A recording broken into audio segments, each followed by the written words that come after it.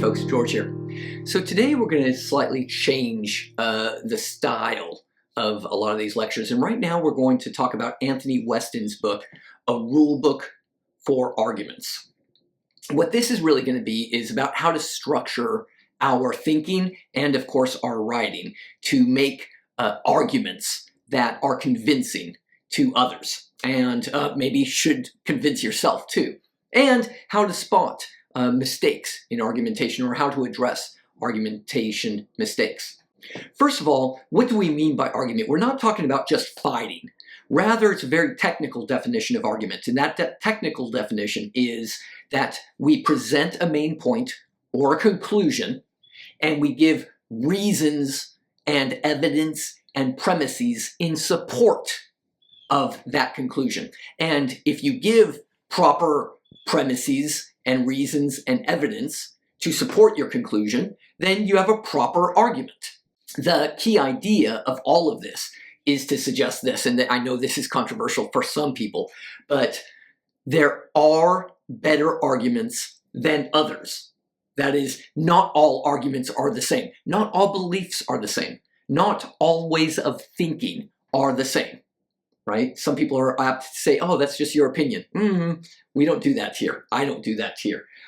Some opinions, some arguments are better and present better beliefs than others. So the task for all of this is to acknowledge and to recognize what makes better arguments than worse arguments. So let's get to some general rules then about argumentation. The first is that all arguments should have as their main point the conclusion. What is the main point that you are trying to prove with your argument? Next, of course, is that you need premises to support your conclusion, right? What makes some premises better than others? Well, are the reasons good in these premises? Is the evidence good in these premises? Are the examples that you give good in your premises? Let's give an example. I might have as a belief, you should eat more beans. That's my main conclusion. That's the main thrust of what I'm trying to convince you of. What are some reasons to support that claim? Well, I might give as a reason, beans are healthy. Okay, beans are healthy, therefore you should eat more beans. And that's it. That's a very simple argument. You'll notice that I've stated my reasons clearly, and I've stated my conclusion clearly.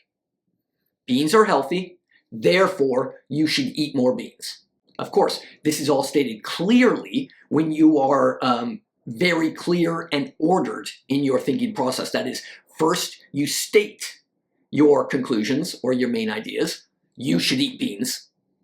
Then you clearly state, let me give you some reasons why you should eat beans. Number one, they're healthy. Number two, when you're healthy, you'll live longer.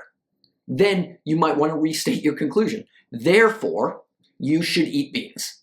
Of course, what makes some arguments better than others is the strength of your premises, or the strength of your reasons, or the strength of your evidence. If you have weak premises, then your argument is going to be weak. If it turns out, for example, that beans are not actually healthy, then my claim, my argument that you should eat beans is a weak argument. But I should therefore, in my argument and in my paper, explain what makes beans healthy. How is it? What is evidence to support my premise that beans are healthy? Of course, making your premises stronger involves using clear and consistent language as well. So if you are going to argue and suppose that beans are healthy, then you should stick to that idea. What is health? Why should health be important to you? What makes beans healthy? Keep that through line consistent. Thus, your conclusion will be stronger. Therefore, you should eat beans. Let's move on to arguments from examples. Here's an example argument that I might make. I might try to make the main point that women in earlier times married much younger. Right? Okay, great. I'm making that claim. It's controversial. I'm not sure that I believe it. I'm not sure if you should believe it. How can I convince you? How can I convince myself?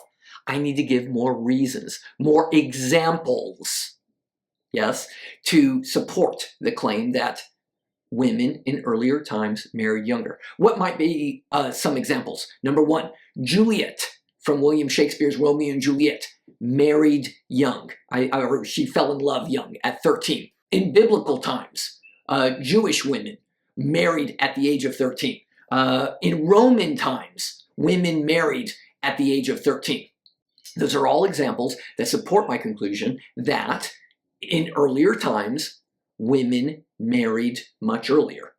Now, how do I support those? Of course, I've got to do my research. I need to go back and do that historical research about marriage behavior amongst women in biblical times. Or I have to go back and do that research about marriage behavior of women in Roman times. Or I have to go back and do my research about William Shakespeare's Romeo and Juliet. And I need to present that research. And when I do present that research, it will strengthen my argument. You'll notice that I used more than one example. I used William Shakespeare, I used biblical times, and I used Roman times. More examples strengthens your argument, of course. How many examples do you need? Well, that depends on your argument, of course, and how strong you want your argument to be and how strong your argument needs to be to make this point. Do these three examples support the main claim that women in earlier times married younger? Maybe we want to throw in a few more examples, right? Maybe more examples from around the world, right? Because you don't want to overgeneralize. All of my examples are from a very narrow part of the world, right? Mainly Europe and the Mediterranean. Well, what about Africa? What about South America? What about Asia? Yes, so you do want to be wary of overgeneralizing and using too few examples. Another example that people like to use is statistics. Yeah, statistics are very popular. However, we have to be wary of statistics sometimes. Yes, even if statistics are true, they might be interpreted in many ways. So somebody might say, in my neighborhood, the number of cars that were stolen this year doubled from last year. That sounds very bad. Doubling the number of auto thefts. That sounds really bad. But what if we look a little bit deeper into the statistics? And that's what you're going to have to do in your arguments. What if the number of auto thefts went from 1 to 2? Well, that's double, but is that really a big deal? I'm not sure. You have to come to this conclusion. To me, this is not a big deal. Going from 1 more auto theft. You could say it's 1 more auto theft from last year, or you could say double. Which one is more accurate? I tend to think that saying 1 more auto theft is a little bit more honest than saying car thefts doubled, which are both accurate, but they seem to one seems to mislead a little bit more, right? So be wary of how to use and how to interpret statistics in your examples in support of your arguments. And by the way, if you give examples, you also have to reckon with counter examples, right? You do have to acknowledge counter examples that you consider. Do not ignore reasons and evidence and counter examples that go against your point. Rather, what you want to do is acknowledge those counter examples and address them. Maybe you want to explain them away, or you might have to change your argument a little bit. By the way, refining your argument will only make it stronger, right? Another type of argument that you can make to try to prove your point, to try to prove your conclusion, is an argument by analogy. In arguments by analogy, what you do is you take two similar events or circumstances or scenarios, and you say, look at what is happening here. Since this is happening here, we can make the analogy that it will happen here too, or something like that. Now, what is the challenge here? You have to illustrate how these two situations or circumstances or events are similar. And they have to be similar in the relevant ways, of course. Another argumentative style that you might utilize and recognize in the writing of others and in the thinking of others is an argument from authority. Listen, we all know we're human. Nobody knows everything. So a lot of my arguments have to rely on the expertise of other people. Earlier I said beans are healthy. How do I know that? I'll tell you how I know that is because I go to authoritative sources and do the research, and I say, look, these authoritative sources on food and nutrition have informed me that, in fact, beans are healthy. I promise you, I am not any authority on healthy food by any means. Now, when you do cite authoritative sources, you have to, of course, include all the relevant and important information. Who is this source, right? What is, let's say, the author's name? Perhaps the title of the article or something like that. The year of the article, because perhaps this was an authoritative source long time ago before people knew that the world was round, for example. Also, you have to tell us where to find this authoritative source. The most important thing here when you appeal to authority to make your arguments is you need an informed source, right? What does that mean? It means you have to explain why this source is authoritative. Why should I believe what that person has to say, right? How do you do that then? Well, what experience does this source have? What are the source's credentials, perhaps education? What background does the source have? You have to convince your reader and your listener of the authority that you are citing. You can't just say, well, I believe that there is a Bigfoot over in them hills over yonder. Why do you believe in Bigfoot? Well, because my uncle told me. Sorry, God bless you, God bless your uncle, but I do not know anything about your uncle, and so I would not consider that to be a strong example of an authoritative source. I, your listener, would not be convinced by that kind of argument if you just say, well, my uncle told me this. You need to give me a little bit more background about the authority's experience, credentials, etc. How much research that authority has done too. By the way, when you do find authoritative sources, you need to also consider why are they reliable, especially in light of the fact that all people have biases.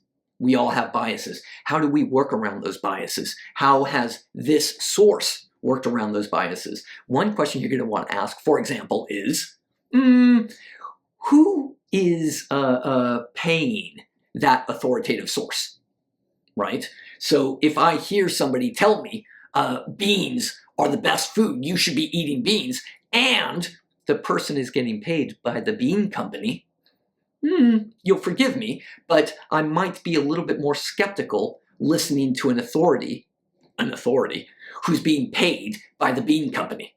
How can you ensure that your sources are authoritative and reliable? Well, cross-check and see a lot of other sources. Well, this nutrition expert says that beans are great. What does that nutrition expert say? And what about that nutrition expert over there? And bring in some more nutrition experts. And if they all seem to come to the same conclusions that beans are healthy, that makes your argument quite a bit stronger that you should eat beans. Now, what about the internet? Yeah, I'm going to say something that some people might consider controversial, but yeah, some internet websites are better than other internet websites. I actually do trust Wikipedia. I trust Wikipedia. Why do I trust Wikipedia? Because if you look at the bottom of every Wikipedia page, they give so many sources where the authors of the Wikipedia article have cited where they got so much information.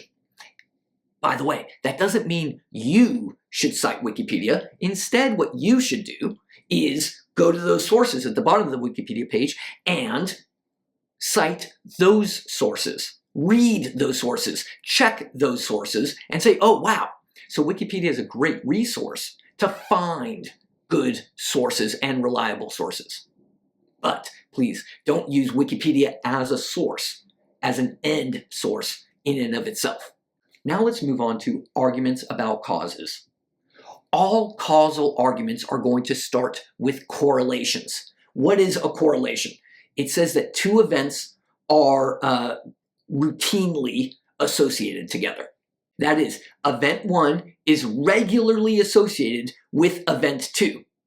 Therefore, somebody might say, event 1 caused event 2. Now, of course, when you just leave it like that, we have to strengthen that a little bit more. We'll talk about that in a second. Here's an example. People who meditate are frequently calm. Therefore, meditation causes calmness. Right? That might be an argument. However, I hope you recognize that mere association does not prove causation. And that's the tricky challenge for these kinds of arguments. You have to prove and argue and support, give evidence and reasons to support why this correlation is actually a causal relationship too. Another example might be there's a lot of violence in the media, and there is also a lot of violence in society. Therefore, the violence in the media causes the violence in society. Now, many correlations might have multiple possible interpretations, especially regarding causes. It's not always obvious from mere correlation that there is a causal relationship. After all, correlation doesn't prove the direction of causation. So let's take the example of violence in media and violence in society. It's common for people to say the violent media causes the violent society. Why not argue the exact opposite? That the violent society causes and creates the violent media. Well, if you're a careful critical thinker, you have to consider both causal directions. Does violence in media cause violence in society? Or does violence in society cause violence in media? Which direction does it go? You, as a careful critical thinker, have to consider both and analyze the arguments and reasons and evidence for both. By the way, let's consider that example. Maybe something totally different causes both the violence in media and the violence in society. Causation is very, very complicated, and you have to analyze and consider all of these different possible interpretations.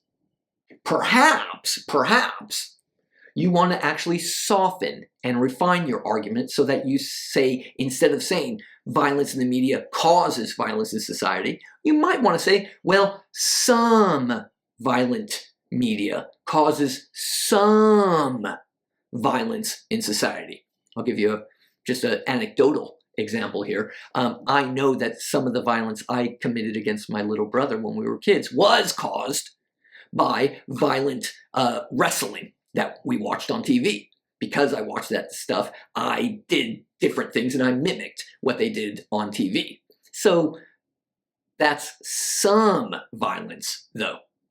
Certainly all the horror movies I watched did not cause me to perform all the things that I saw in horror movies. So perhaps you want to refine and soften your argument a little bit so that you can better account and thus be more convincing in your argumentation. Next, we can talk about deductive arguments. Here's what's beautiful about deductive arguments. Their structure proves the conclusion. Yeah? The structure of the argument necessitates that we believe the conclusion if the premises are true. So if the premises are true, the conclusion must be true. What does that make it a challenge for us who are writing or expressing arguments? We have to really prove that the premises are true, and that can be a challenge. The one example that I'll give right here is the example of a modus ponens argument. It goes like this. If P, then Q. P, therefore Q. Right? I hope you see right there, just by the structure of that argument, if you believe the two premises, you have to believe the conclusion, if you're thinking reasonably. Of course, this all points to the fact that if you want to make this argument convincing, you have to prove that the premises are true. You don't just prove one of the premises, you actually have to prove both of them. Consider this example. If cell phone use while driving causes accidents, then we should ban cell phone use while driving. Premise 2. Cell phone use while driving does cause accidents. Therefore, what's my conclusion? Therefore, we should ban cell phone use while driving. What's the challenge? I'm repeating myself now, but this is an important point. You have to prove both of those premises. Is it actually true? It's a very complicated question, complicated ethical question that you might have to really illustrate out and prove, give reasons, give evidence. What about the other premise? Cell phone use does cause accidents. Well, you're going to have to go and do that research. Pull out that research. You've got to do the hard digging and find that cell phone use does, in fact, cause accidents. Because then if you prove both of those points, then you will really prove your conclusion that we should ban cell phone use while driving. Now, I'm not going to go over all of the forms of deductive arguments, but suffice to say that the structure entails that we must believe the conclusions if both premises or all the underlying premises are true. You could go look up and see more deductive argument structures to help strengthen your arguments. Now let's look at extended arguments. What's the point right here? You always have to be open to other evidence, especially opposing evidence, especially people who disagree with you. It's very likely there are people who disagree with you. How do you engage with those disagreements? Weston suggests that we start with a short and basic argument. Let's go like this. Students who travel abroad learn to appreciate different cultures. More appreciation between cultures is a good thing. Therefore, the conclusion is, we should encourage students to travel abroad. Okay, nice, but it's a little bit uncontroversial, isn't it? It's a little bit too simple. So let's try to give it a little bit more beef here, yeah? Let's start with another premise. Students who travel abroad learn to appreciate different countries. Such students become ambassadors and representatives of their countries so that the hosts in those other countries also appreciate the students' home country, right? More appreciation of countries in both directions nurtures a better international coexistence. Therefore, we should send more students abroad to travel abroad. How do we beef up this extended argument? Well, you need additional arguments and additional support for each of those premises, right? What kind of argument can you give to suggest that students who travel abroad learn to appreciate other cultures better and other countries better? You need to make that argument and give its own reasons and evidence so that we could believe that premise. How about the next premise? What kind of argument would we form to support the claim that people in host countries will learn to appreciate student travelers because the student travelers are ambassadors? Where's the evidence? Where are the reasons? Where's the support for that claim? That's how we extend the argument a bit more. And what else would support the additional claim that appreciation in both directions leads to greater international coexistence? Again, you have to support that with more arguments, more reasons, and more evidence. Again, this bears repeating. Some people will disagree with you. That's okay. That makes your argument stronger when you acknowledge that people disagree with you on certain points, right? Somebody might say, wait a second, what about the counterexample? I know, don't tell anybody. When I traveled abroad sometimes, I would go over there and not necessarily appreciate the country. Instead, I would just go there and get very drunk and wasted and make a fool of myself, right? How do you account for that piece of evidence. If you are going to write a paper or make an argument that we should send more students abroad, you have to acknowledge the fact that some students are going to be bad actors when they go abroad. How do you address that? How do you refine your argument a little bit? Perhaps, God forbid, after you do all the research, you find that maybe I have to change my argument completely. Maybe I have to change my conclusion completely. Who knows? That's what good critical thinking entails. Okay, so how does all of this apply to writing a good argumentative essay? Well, first of all, another very important tip, just get right in. Don't bumble around. This is an argumentative paper. This is not a poetry contest. Just get right in and make your point. Do not be vague. So let's go to a previous example that I discussed already. Using cell phones while driving should be banned, right? Great. Make that claim clear at the beginning of your paper. Make that your thesis, that this is the point that I'm trying to prove. This is my main conclusion. By the way, your argument now is your outline for your whole paper. Let's look at that argument one more time. If cell phone use while driving causes accidents, then cell phone use when driving should be banned. Premise 2. Cell phone use when driving does cause accidents. Conclusion, therefore, cell phone use while driving should be banned. That lays out the perfect structure for your paper. First, you need to prove that if-then statement.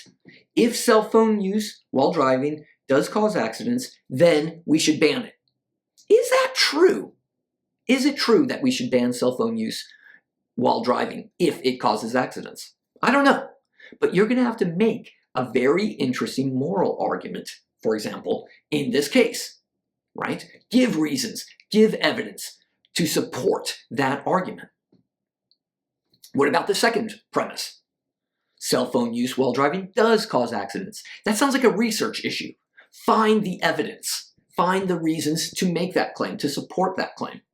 Then you will be able to make your conclusion a lot more strong, that we should ban cell phone use while driving. Again, please deal with objections and meet them, right? What kind of possible objections might there be to banning cell phone use while driving? Well, first of all, what about the fact to the first premise? If it causes accidents, then it should be banned. Well, lots of things might cause accidents, though, that we don't always ban. For example, a fellow passenger in the car while I'm driving, whom I'm speaking with. That might cause an accident. But we don't ban passengers in cars, do we? How do you deal with that as an argumentative writer? What about the fact that many people need to use their cell phones? I live in New York City. I see this all the time. Many people are using their cell phones in their car as maps or for driving directions. How do you deal with that objection? Should we ban cell phone use in car? That is using the cell phone after all, isn't it? How do you deal with that? You have to address that counter argument. What about emergency use? Address it in your paper. Be a good critical thinker and acknowledge these challenges. Please show your paper to other people, right? Because you get the feedback and you'll get better ideas. They'll give you ideas perhaps you didn't consider. Maybe they'll give you counterexamples. Maybe they'll give you examples to support your argument even more. That is why feedback and sharing your ideas with others to get more ideas is so valuable. I'll wrap up with this. Please remember to be modest in your paper. So, talking about banning cell phone use while driving. Perhaps after analyzing all the different arguments on both sides, you say, well, maybe we shouldn't ban cell phone use while driving. Rather, we should only ban very specific cell phone use. For example, we should only ban texting while driving. Fine, but you see how that's a lot more modest than banning all cell phone use. So just keep in mind that after engaging in so many different arguments and ideas, you might have to refine and be a little bit humble with some of your strong conclusions, and thus refine, maybe back off of your key idea a little bit to make a more modest but a more convincing conclusion. By the way, I do think there's a better argument for banning texting while driving rather than banning all cell phone use, especially considering the fact that I see people using cell phones in their car all the time, especially whenever I ride in a taxi. They put my address into their cell phone for directions. I hope some of that helps you think and write a little bit more clearly, especially when we're forming arguments and writing argumentative papers. Bye-bye.